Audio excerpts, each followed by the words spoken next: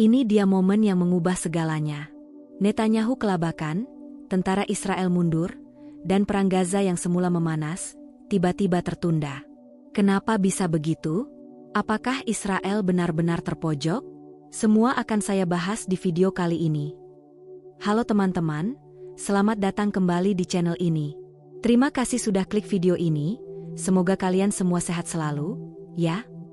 Jangan lupa untuk like video ini, komentar di bawah, dan subscribe agar kalian gak ketinggalan update terbaru dari kami. Oh iya, sebelum lanjut, yuk tulis sholawat di kolom komentar, dan kasih tahu juga dari mana asal kalian. Dalam beberapa minggu terakhir, konflik antara Israel dan Hamas telah mencapai titik kritis. Berawal dari serangan balasan yang dilancarkan Israel pasca serangan roket Hamas, situasi di Gaza semakin memanas. Perang ini, yang telah berlangsung selama bertahun-tahun dengan pertempuran sporadis, kini memasuki babak baru yang lebih intens. Namun, apa yang terjadi baru-baru ini sangat mengejutkan banyak pihak. Pasukan Israel, yang selama ini dikenal dengan kekuatan militer superior, mendapati diri mereka terpaksa mundur di beberapa posisi strategis di Gaza. Bahkan, ada laporan yang menyebutkan bahwa beberapa unit tentara Israel mulai ditarik mundur dari garis depan, meninggalkan posisi mereka tanpa perlawanan yang berarti. Sejak awal pertempuran, Israel telah melancarkan serangkaian serangan udara besar-besaran yang menghancurkan fasilitas milik Hamas di Gaza. Dengan kekuatan udara yang sangat superior, pasukan Israel diperkirakan akan dengan mudah mendominasi medan perang dan mengalahkan Hamas dalam waktu singkat. Namun, kenyataannya tidak seperti yang diharapkan. Setelah beberapa minggu pertempuran, pasukan Israel mulai mengalami kesulitan dalam menghadapi perlawanan dari Hamas yang semakin terorganisir. Tak hanya itu, faktor medan perang yang sempit, ditambah dengan terowongan bawah tanah yang dibangun oleh Hamas, membuat pasukan Israel kesulitan untuk bertindak secara efektif. Pada tahap awal, Israel mencoba mengatasi perlawanan Hamas dengan menggunakan serangan udara jarak jauh dan melibatkan pasukan darat untuk menguasai wilayah yang lebih besar. Namun, pasukan darat Israel mulai menghadapi kesulitan besar saat harus berhadapan langsung dengan pasukan Hamas yang semakin terlatih dan memiliki jaringan pertahanan yang solid. Salah satu alasan utama mengapa pasukan Israel mengalami kesulitan adalah kurangnya koordinasi yang baik antara pasukan darat, udara, dan laut. Ketika pasukan darat berada di medan yang sulit dan dikelilingi oleh perlawanan keras, pasukan udara tidak bisa memberikan dukungan yang efektif karena terbatasnya ruang manuver. Ini menjadi salah satu faktor utama yang menyebabkan mundurnya pasukan Israel. Selain itu, pasukan Israel juga mengalami masalah logistik yang cukup serius.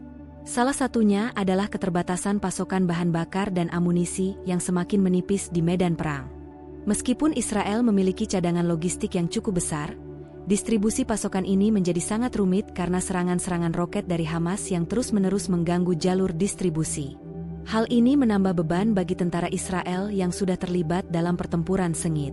Di sisi lain, Hamas juga mengalami perubahan taktik yang cukup signifikan. Sebelumnya, mereka dikenal dengan serangan-serangan roket jarak jauh yang sering mengarah ke wilayah Israel, namun kali ini, mereka mulai mengubah pendekatannya dengan cara-cara yang lebih gerilya. Hamas mulai memperkuat posisinya dengan membangun jaringan terowongan bawah tanah, yang memungkinkan mereka bergerak tanpa terdeteksi oleh serangan udara Israel. Jaringan terowongan ini bukan hanya sebagai tempat berlindung, tetapi juga digunakan untuk menyerang balik pasukan Israel yang mencoba memasuki wilayah Gaza. Pasukan Israel yang seharusnya memiliki keunggulan dalam teknologi dan peralatan tempur justru kesulitan menghadapi gerilyawan yang tersembunyi di bawah tanah. Selain faktor taktis, kondisi psikologis pasukan Israel juga mempengaruhi jalannya pertempuran. Perang ini sudah berlangsung cukup lama, dan meskipun Israel berusaha untuk menjaga semangat juang mereka, kelelahan mulai mempengaruhi moral tentara. Terlebih lagi, ada banyak laporan yang menunjukkan bahwa keluarga-keluarga dari tentara Israel juga mulai merasa cemas dengan situasi yang semakin tidak menentu. Dalam banyak kasus, tentara yang berada di garis depan mulai meragukan keberhasilan operasi militer ini.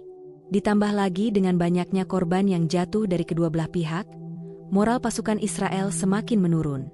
Di sisi lain, Hamas semakin memperlihatkan semangat juang yang tinggi.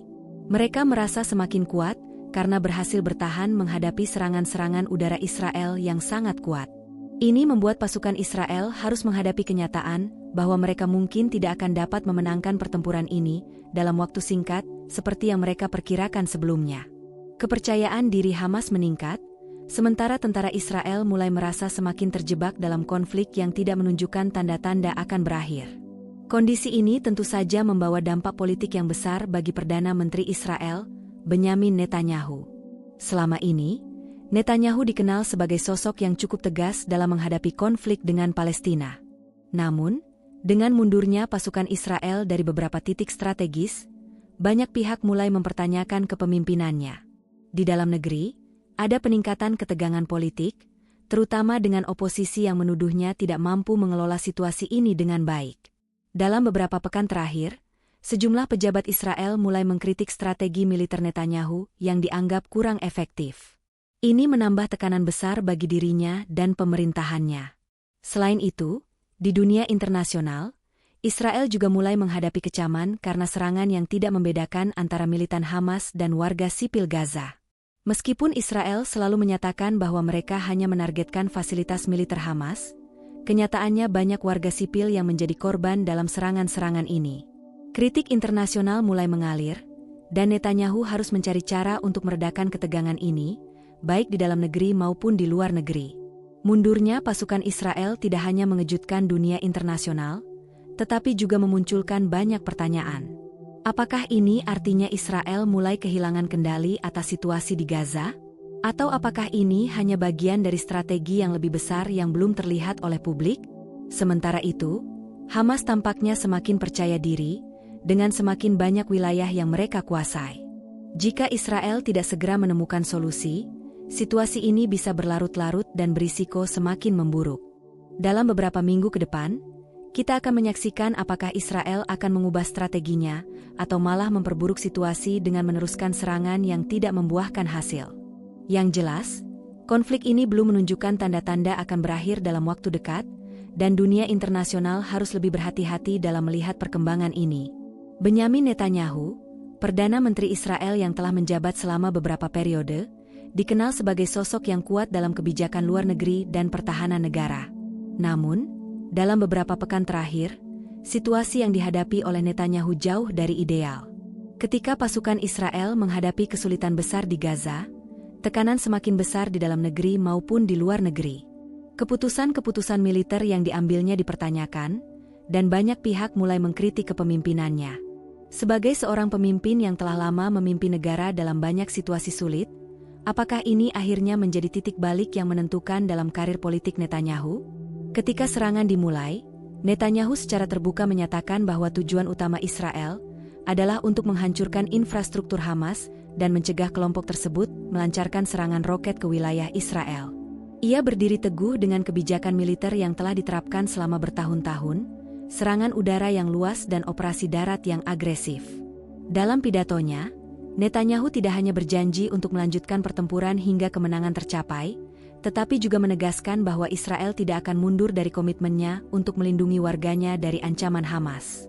Namun, meskipun Netanyahu sangat percaya diri pada awalnya, beberapa hari setelah dimulainya serangan, masalah mulai muncul. Pasukan Israel mulai menghadapi kesulitan besar dalam menaklukkan medan perang yang sangat padat dan penuh dengan terowongan bawah tanah yang dibangun oleh Hamas. Pasukan darat yang seharusnya mendominasi pertempuran mulai terhambat oleh strategi gerilya Hamas yang semakin efektif. Banyak analis yang meragukan bahwa strategi militer yang selama ini diterapkan akan mampu mengatasi perlawanan yang begitu tangguh. Sebagai seorang pemimpin, Netanyahu harus segera merespons perubahan situasi ini dengan cara yang cerdas dan terukur. Jika tidak, ia bisa menghadapi potensi kerugian besar bagi negara Israel. Di dalam negeri, tekanan terhadap Netanyahu semakin besar. Meskipun dirinya memiliki pengikut setia yang mendukung kebijakan-kebijakan pertahanannya, ada banyak kelompok politik yang mulai merasa khawatir dengan arah kebijakan yang diambilnya. Oposisi, terutama dari partai-partai yang lebih kiri dan moderat, mulai meragukan kemampuan Netanyahu dalam menangani perang ini. Kritikan datang dari berbagai kalangan, termasuk dari dalam militer sendiri. Beberapa pejabat tinggi militer mengungkapkan kekhawatiran mereka tentang efektivitas strategi yang diterapkan Netanyahu, dan sejumlah kalangan di Knesset, Parlemen Israel, mulai meminta evaluasi atas kebijakan perang yang dijalankan oleh pemerintah. Salah satu masalah terbesar yang muncul adalah ketidakpastian yang ditimbulkan oleh pernyataan Netanyahu. Sebelumnya, ia menjanjikan kemenangan cepat dengan serangan udara besar-besaran, namun situasi di lapangan menunjukkan bahwa pertempuran tidak akan selesai dalam waktu singkat. Ini menyebabkan banyak rakyat Israel merasa kecewa. Bahkan di beberapa wilayah, protes mulai terjadi. Mereka menuntut pemerintah untuk memberikan penjelasan yang lebih jelas mengenai tujuan dan strategi militer di Gaza. Ketika pertempuran terus berlangsung, semakin banyak rakyat Israel yang merasakan dampak dari perang yang berkepanjangan. Tidak hanya korban jiwa yang terus berjatuhan, tetapi juga kerugian ekonomi yang cukup signifikan akibat serangan roket Hamas yang merusak infrastruktur vital. Terlebih lagi, semakin banyak tentara Israel yang terluka dan gugur dalam pertempuran yang terus berlarut-larut. Masyarakat mulai merasakan kecemasan yang mendalam mengenai masa depan mereka, dan ketidakpastian ini mulai mempengaruhi tingkat dukungan terhadap Netanyahu. Selain itu, serangan-serangan roket Hamas yang diterima oleh wilayah Israel semakin meningkatkan ketegangan di dalam negeri. Masyarakat Israel yang berada di bawah ancaman serangan roket secara terus-menerus mulai merasakan kelelahan psikologis. Ketika perang berlangsung lebih lama dari yang diperkirakan, banyak warga yang merasa bahwa Netanyahu harus segera menemukan cara untuk menghentikan pertempuran atau berisiko kehilangan kepercayaan publik. Ada kelompok yang merasa bahwa Netanyahu sudah terlalu lama mempertahankan perang ini tanpa ada pencapaian signifikan yang terlihat. Salah satu tantangan besar bagi Netanyahu adalah hubungan antara pemerintahannya dengan militer Israel, yang sebelumnya dikenal dengan kepercayaan yang kuat kepada para pemimpin negara. Namun, dalam beberapa pekan terakhir, hubungan ini mulai retak. Sejumlah pejabat tinggi militer mulai menyuarakan ketidakpuasan terhadap kebijakan yang diterapkan oleh Netanyahu, terutama dalam hal taktik yang digunakan dalam serangan-serangan besar-besaran. Banyak yang berpendapat bahwa serangan udara yang dilancarkan terhadap Gaza tidak cukup untuk menghancurkan infrastruktur Hamas secara menyeluruh. Sebaliknya, mereka melihat serangan tersebut lebih banyak mengorbankan warga sipil, yang semakin memperburuk citra Israel di mata dunia internasional. Selain itu, beberapa petinggi militer juga merasa bahwa Netanyahu terlalu banyak campur tangan dalam perencanaan militer. Sebagai seorang pemimpin politik, Netanyahu memiliki hak untuk menentukan kebijakan umum, namun banyak yang merasa bahwa ia sudah terlalu jauh dalam menentukan taktik perang. Ini menyebabkan ketegangan antara jajaran militer yang profesional dengan pemerintah yang lebih berfokus pada aspek politik. Di luar negeri, Netanyahu juga harus menghadapi tekanan internasional yang semakin kuat. Negara-negara Barat, terutama dari Uni Eropa dan Amerika Serikat, mulai menunjukkan kekhawatiran terhadap jumlah korban jiwa yang terus bertambah, terutama di pihak warga sipil Gaza. Meski Israel selalu menegaskan bahwa mereka hanya menargetkan fasilitas militer Hamas, kenyataannya banyak warga sipil yang terjebak dalam pertempuran ini.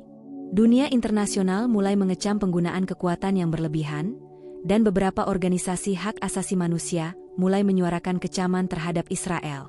Bagi Netanyahu, ini adalah masalah yang sangat sensitif. Israel telah lama mengandalkan dukungan politik dan militer dari negara-negara Barat, terutama Amerika Serikat. Namun, dengan tekanan internasional yang semakin kuat, Netanyahu mulai merasa terpojok. Apalagi dengan adanya laporan-laporan yang menyebutkan bahwa serangan-serangan udara Israel menyebabkan banyak korban jiwa di kalangan warga sipil, ia semakin sulit untuk membenarkan tindakannya di hadapan dunia internasional. Oleh karena itu, Netanyahu harus sangat hati-hati dalam menjaga citra Israel di mata dunia, sembari tetap mempertahankan dukungan domestik yang semakin terancam. Di tengah semua masalah ini, Netanyahu menghadapi ancaman serius terhadap karir politiknya. Dalam beberapa tahun terakhir, dirinya telah menghadapi beberapa tantangan politik besar, termasuk tuduhan korupsi yang sempat mengguncang pemerintahannya. Meskipun Netanyahu membantah semua tuduhan tersebut, ia tetap harus menghadapi proses hukum yang bisa berujung pada pengunduran dirinya jika terbukti bersalah. Situasi ini semakin mempersulit posisi politiknya, terutama ketika ketegangan domestik dan internasional meningkat. Tidak hanya itu, meskipun Netanyahu memiliki dukungan dari sebagian besar pemilih yang pro kebijakan militer, kelompok-kelompok yang lebih moderat mulai menunjukkan ketidakpuasan terhadap kepemimpinannya. Beberapa partai oposisi mulai bersatu dan menuntut agar Netanyahu mundur, mengingat ketidakmampuannya untuk menangani perang dengan efektif dan merespons kritik domestik dan internasional. Lalu, apa yang akan dilakukan Netanyahu selanjutnya? Di satu sisi, ia harus melanjutkan pertempuran untuk memenuhi janji kepada warganya agar Hamas dihancurkan dan negara Israel tetap aman dari ancaman roket. Namun, di sisi lain, ia harus menemukan jalan keluar yang memungkinkan perang ini segera berakhir tanpa merusak lebih banyak kehidupan. Langkah-langkah diplomatik mungkin akan menjadi salah satu solusinya. Tetapi apakah itu bisa diterima oleh rakyat Israel yang merasa terancam dan kecewa? Kepemimpinan Netanyahu akan sangat bergantung pada kemampuannya untuk menyatukan rakyat Israel dan mencari solusi diplomatik yang tidak hanya menguntungkan bagi negara, tetapi juga menjaga stabilitas politik di dalam negeri. Jika tidak, ancaman terhadap posisinya bisa semakin nyata, dan masa depan politiknya akan semakin terancam. Israel adalah negara dengan salah satu militer terkuat di dunia. Keunggulan teknologinya yang sangat maju, termasuk sistem pertahanan udara Iron Dome, serta pasukan darat dan laut yang sangat terlatih, membuatnya dianggap sebagai kekuatan yang sangat sulit ditumbangkan. Namun, dalam beberapa minggu terakhir, pertempuran antara Israel dan Hamas di Gaza menunjukkan kenyataan yang jauh berbeda. Alih-alih memenangkan pertempuran dengan cepat seperti yang diharapkan, pasukan Israel malah menghadapi kesulitan yang tak terduga. Bahkan, dalam beberapa kasus, mereka terpaksa mundur dari beberapa titik strategis. Apa yang menyebabkan mundurnya pasukan Israel ini? Apakah ini pertanda bahwa Israel tidak lagi memiliki kemampuan untuk memenangkan perang ini? Mari kita coba jabarkan berbagai faktor yang berperan dalam keputusan ini. Salah satu alasan terbesar mengapa pasukan Israel kesulitan di Gaza adalah kemampuan Hamas untuk beradaptasi dengan cepat terhadap serangan Israel. Awalnya, Israel mengandalkan serangan udara untuk melemahkan infrastruktur Hamas di Gaza, namun ternyata Hamas mampu mengatur strategi pertahanan yang sangat efektif. Salah satu perubahan signifikan yang dilakukan oleh Hamas adalah memperkuat penggunaan terowongan bawah tanah. Sebelumnya, Hamas memang telah memiliki jaringan terowongan bawah tanah yang mereka gunakan untuk menyelundupkan senjata dan pasokan ke dalam Gaza, tetapi kali ini mereka memanfaatkannya dengan lebih efektif. Terowongan ini tidak hanya menjadi tempat perlindungan bagi pasukan Hamas, tetapi juga menjadi tempat bagi mereka untuk bergerak di bawah tanah tanpa terdeteksi oleh serangan udara Israel. Dengan terowongan ini, Hamas bisa melakukan serangan mendadak terhadap pasukan Israel yang berusaha menguasai wilayah-wilayah strategis. Bagi pasukan Israel, ini adalah masalah besar. Meskipun memiliki teknologi canggih dan sistem pemantauan yang sangat baik, tidak ada sistem yang bisa mendeteksi pergerakan musuh yang berada di bawah tanah. Hal ini menyebabkan pasukan Israel kesulitan untuk melacak dan mengalahkan pasukan Hamas yang tersembunyi di dalam jaringan terowongan ini. Selain itu, taktik gerilya yang diterapkan oleh Hamas juga semakin menghambat gerakan pasukan Israel. Hamas tidak lagi beroperasi dalam kelompok besar yang mudah dijadikan target serangan udara, melainkan dalam kelompok kecil yang tersebar di seluruh Gaza. Pasukan Israel yang terlatih dalam perang konvensional menghadapi tantangan besar dalam menghadapi taktik pertempuran tidak konvensional ini. Ketika pasukan darat Israel bergerak maju, mereka seringkali terjebak dalam pertempuran yang tidak terduga dan terjebak dalam jebakan yang dibuat oleh Hamas. Hal ini menyebabkan pasukan Israel kehilangan banyak tentara dan sumber daya. Medan pertempuran di Gaza juga menjadi faktor yang mempersulit pasukan Israel. Gaza adalah wilayah yang sangat padat dan penuh dengan pemukiman, yang membuatnya sangat sulit untuk mengatur serangan militer. Dengan banyaknya bangunan dan jalan yang sempit, pasukan Israel tidak dapat menggunakan kendaraan besar atau kendaraan tempur berat untuk bergerak bebas. Mereka terpaksa beroperasi dalam jarak dekat dengan pemukiman, yang berarti serangan udara yang mereka lakukan berisiko menyebabkan banyak korban sipil. Selain itu, ada faktor lain yang membuat pertempuran ini semakin rumit. Populasi sipil yang sangat padat di Gaza. Hamas seringkali bersembunyi di tengah-tengah warga sipil, menggunakan mereka sebagai tameng manusia untuk melindungi fasilitas militer mereka. Hal ini membuat pasukan Israel berada dalam dilema moral yang sangat besar.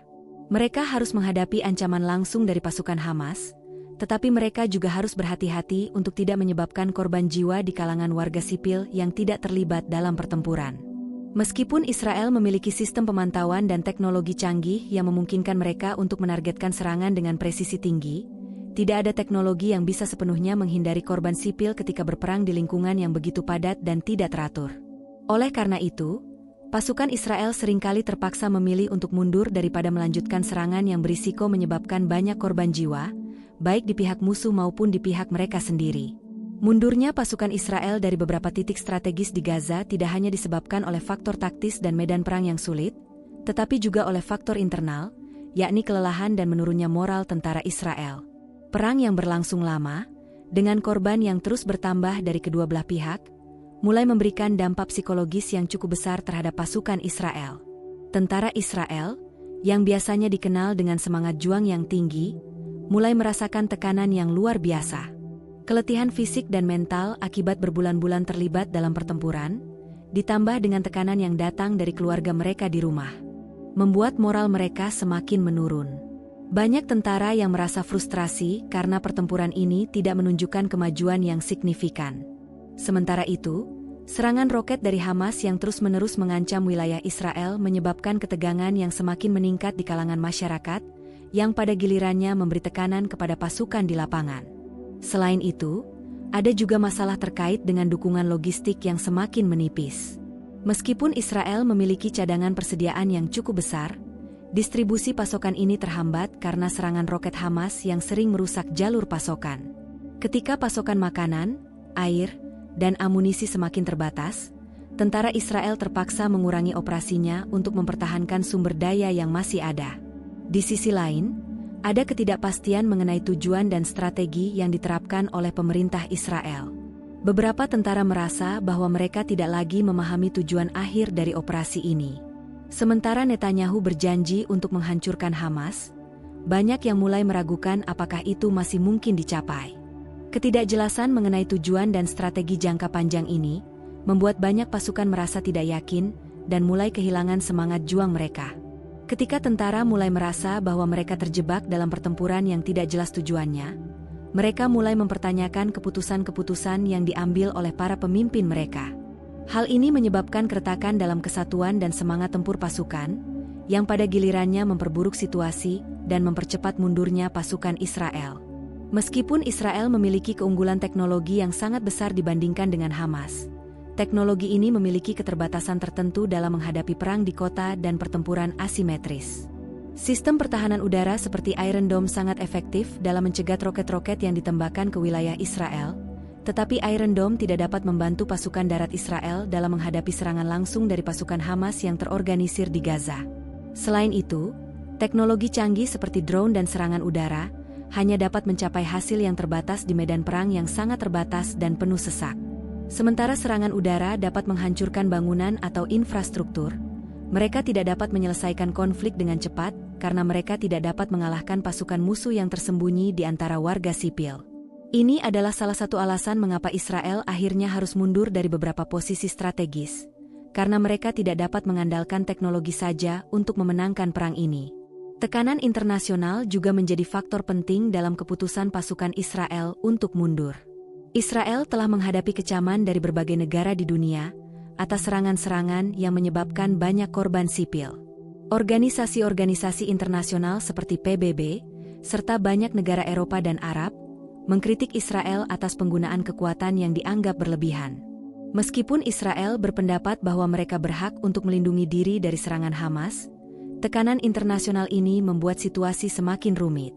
Pemerintah Israel harus mempertimbangkan dampak jangka panjang dari tindakan mereka, baik dari segi hubungan internasional maupun stabilitas politik domestik.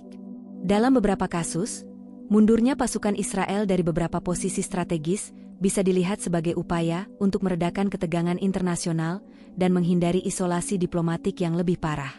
Jadi, bagaimana kelanjutan dari perang ini? Apakah Israel akan bangkit kembali atau malah semakin terpuruk? Kita tunggu perkembangan selanjutnya. Semoga informasi yang saya bagikan ini bisa memberi pencerahan bagi kalian semua. Jangan lupa like, komen, dan share video ini ke teman-teman kalian supaya mereka juga tahu apa yang sedang terjadi di Gaza. Sampai jumpa di video berikutnya. Klik subscribe untuk update terbaru dari kami, dan jangan lupa tonton video lainnya yang gak kalah menarik.